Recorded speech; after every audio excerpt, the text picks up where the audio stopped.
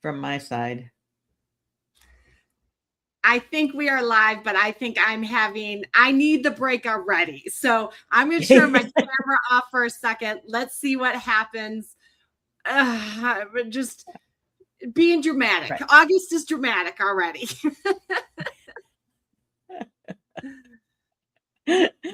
Hi, everybody. This is Tricia and Diana coming at you live with our Lead Without Blame series on LinkedIn. Our August edition, it occurs to me that a lot of people take August off from things like this, and maybe we should have done that too. But it's too late now. We announced it, and we're going to follow through on it. And how's it going, Tricia? I mean, I've had better days. I'm just going to say, and the sad part is I actually realized this problem like 11 minutes ago, or actually more than that now, and 11 minutes before we were about to go live, and I've been panicked. I've restarted things, my computer, the Wi-Fi, like, I'm here, kind of. Yeah.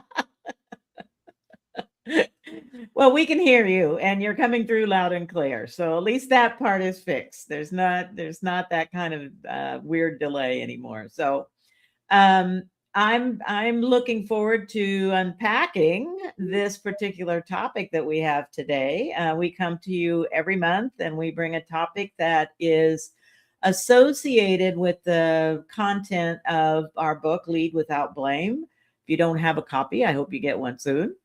And that it has to do with how do we be leaders in a world where there's so much blame and judgment flying around all the time, and how much that suppresses our ability to learn and be creative and innovate and work with our people and so on.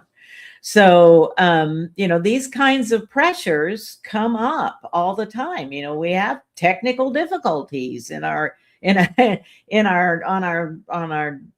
computer lives and everywhere else as well. I've just recently got a brand new phone.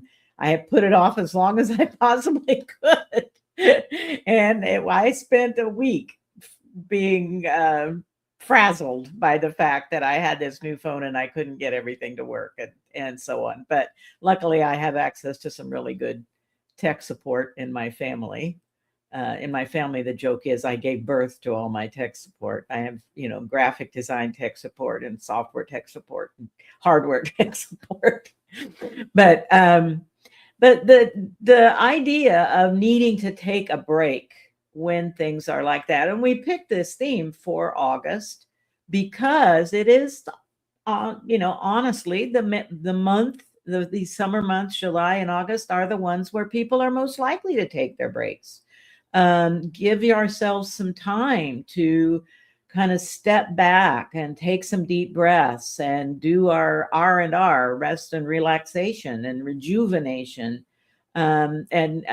Tricia and I were just talking about the fact that the two of us and some other friends are going to be doing exactly that later this month, just taking some time to be away from work, or sort of away from work because we'll be with work colleagues, but they're people we really enjoy being with, and not that our performance depends on them or theirs on us. And so we're looking forward to having a really good time with that, because my experience, I won't speak for you, Tricia, particularly now that you're on screen, but my experience is, we'll see what's going to happen here.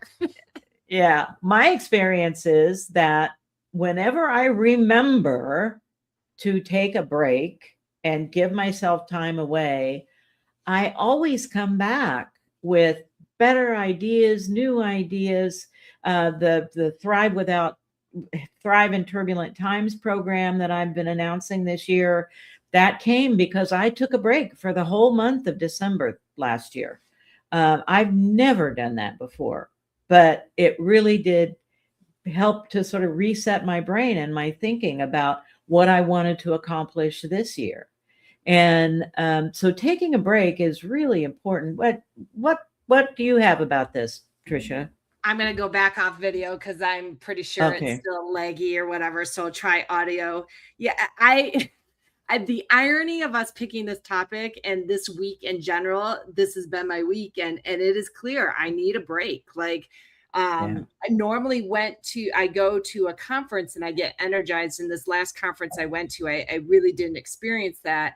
And I can feel it. I can feel it in every part of me. I was like, it's one of those things that when I know I need it, like you're in that headspace of like, seriously, what else could happen right now? Right? Like, and then the problem is you're almost looking for it. Now, granted, I was not looking for these issues. I mean, I guess it's been good that we've gotten all these years before this finally happened, but I am, like that's the hard part is when you do need a break, but it's not even an obligation. Like this is a joy, like getting to talk to you, right, is a joy for me always. And yet, even when I'm in that space where I do need a break, it's hard because like right now, even in my head, I'm going, oh, I've let Diana down. Like, I know that's not true, right? But like you're in your head when it's easier to spin. It's easier to spiral downward when you need that break. Your emotions are not regulating, your responses are not regulating, your reactions are not in the best place. And so like we can all talk a good game about needing a break and taking breaks and rest. And yet I will highlight this, and I am literally a walking example today of how I am not practicing what I highlight. And you know what I can hear in what you're saying is you're falling into blaming yourself. Correct. 100%. Which we all often do when we get stressed, when we need a break. And to be able to give ourselves grace and step away and take that break, it becomes so critically important. And it's a trap we all fall into. We think we've just got to push harder when what we really need to do is just take a break, right? Give ourselves some grace. Say, I need some time. Years ago, oh gosh, this must have been more years ago than I'm going to admit. I had a mentor. Actually, it's when I was in college. I had a mentor, and I was an older student in college. I wasn't the normal student age. I started college when I was a little bit older after I had my kids and stuff. And the one of the instructors there that I became really close with, she talked to us about scheduling break times into our calendars and how important that was. And one of the things that her point was, if we didn't schedule time for breaks, and for her, every Saturday was her break time. She never booked anything on Saturdays. She just left it open, and that was her break day. And she did it once a week. And her point was, and this is what I've learned over time, is that if I don't schedule in those breaks, if I don't take the time to take a break and make sure that that's going to happen, it ends up happening anyway, in ways that I am embarrassed by or unhappy about or whatever, because my body and mind, when it really, really needs a break, it will make a break happen, and my technology will make a break happen, right? What I'm demonstrating live right now. Yeah. And it's just, yeah. So yeah, go ahead. Yeah, because I actually think that tip was one I was going to kind of give when I was thinking about this thing, but I actually living this live right now. There's also me realizing, and I'm going to use this opportunity. I mean, I'm making a joke about demonstrating it, but there really is truth in it. Is like, I have actually scheduled some time. I went and saw the Spider-Man movie this week because I was like, nope, I'm going to go see it. Right. And I did. But I think what I'm realizing right now, like live out, luckily you can't see me right now, but I am mentally processing this is there's also a point of realizing when you need to increase or vary or do something slightly different with your breaks because of the weights of specific things. Like we all have different pressures in the world, different things that can happen. And, like my dog is sick right now and just all these other things that make it kind of go, oh, you know what? A single movie wasn't really going to do enough for me for this week, right? Or it was only going to kind of get me the next 12 hours. And I need to realize the weight of what's happening in the moment to kind of go, okay, this isn't a simple, like, I just need to walk away from my computer for a little bit. Cause that's what I've been trying to do this week. And it's not enough. Right. And so like, I'm literally in my head going, am I just going to go paddleboard for the rest of this afternoon? It's now what I am genuinely thinking, right? Like I've got to increase my break in response, even though I've got that weight, because as you said earlier, like when I do that, then things can kind of like release and things like that. But I was doing all the little things because the little was all I felt like I had time for, and it wasn't enough. So that's me owning this live right here. I'll even see if I can turn my camera on and do the, like I'm owning that right now, right, with it. How fascinating. Yeah. With it. Yeah. I mean, that's really true. That's really true. And I mean, it's going to come as a big shock to everybody that I've become an old lady, for a long time, I was saying, oh, I'm getting older. No, I'm old now. I just am. And it's okay. I'm actually enjoying life and things are fine. And I do not work the number of hours a week that I used to work. I mean, I'm a small business owner and there's a lot I could be doing, right, all the time.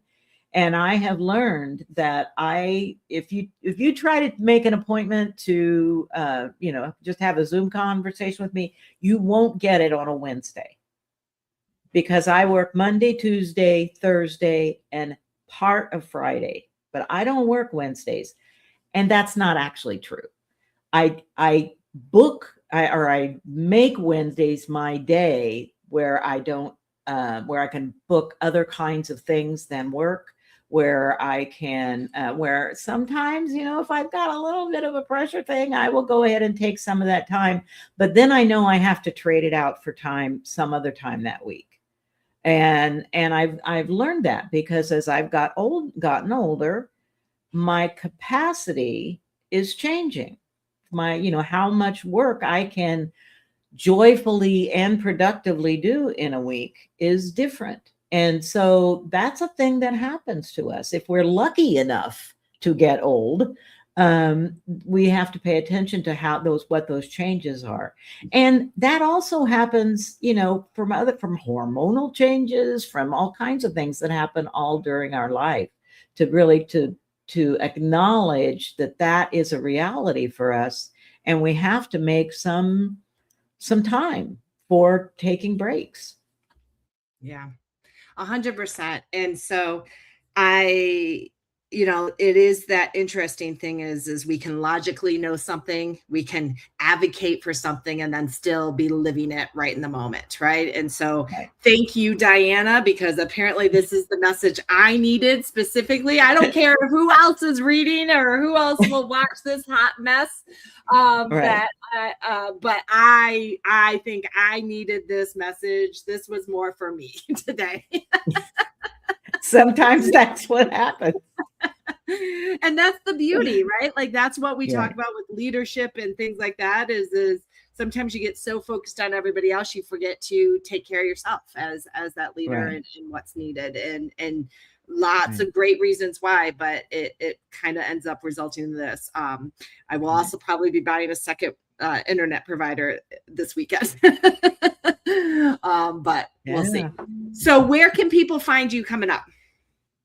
Well, where am I going to be? Oh, well, I'm going to be as far as like conferences and things like that. I'm going to be at Pacific Northwest Software Quality Conference in October in Portland, Oregon. That conference has been going on for like 45 years. It's just amazing. Just that focus, that relentless focus on why we need to pay attention to quality. And then I'm going to be speaking also at OOPSLA, or not OOPSLA, the OOP conference. I'm sorry, I went back in time there. Not OOPSLA, the OOP conference in Munich in early February. I'll be there as well. I don't have a lot of conferences, but I also have my new Thrive in Turbulent Times program coming up, and I'm posting about it a lot on LinkedIn. So if you want to know more about that, check it out and book a call if you want to learn about it. A lot of it is kind of like this. It is a time for senior leaders in an organization to get together with other people that you feel good about talking to and sort of figuring out what are these things that we need to be doing for ourselves to deal with the pace of change in our lives right now. So I'm really looking forward. That's going to start. The first session of that will be October 1st through 3rd in Portland. And I'm really looking forward to it. So get in touch. Definitely highly recommend.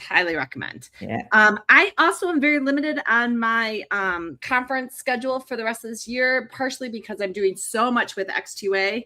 Hence, we've got lots going on there, and I'm very excited about everything that we've got going on there. And if you are interested in learning more and hearing more and exploring that, definitely reach out to me. But I do have 2 public things that are coming up. One, I'm doing a vision to value. So a virtual online offering about really trying to get to that. How do you get to word of mouth level delightment in your products? Not just meeting customer needs and product fit, but like truly that delight, that deep resonance, and what practices might need to be in place to achieve that. And I will be the keynote at Tech Connect in New York on October 1st. And so if you're in the area there, come see me. I'm excited about that. It will be the first time I'm attending that event, and I cannot wait. Everybody's been amazing already associated to that organization and that event. So that is currently only my only public options right now, but I'm sure more will come as things, as I take a break. Making space. And I make some space for things. We'll see where it's at next. So again, apologies for today. I'll do a little quick on my video just to wave it out. But thank you very much. And I appreciate anybody that hung in on this one. Diana, thank you as always. And we will be back next month.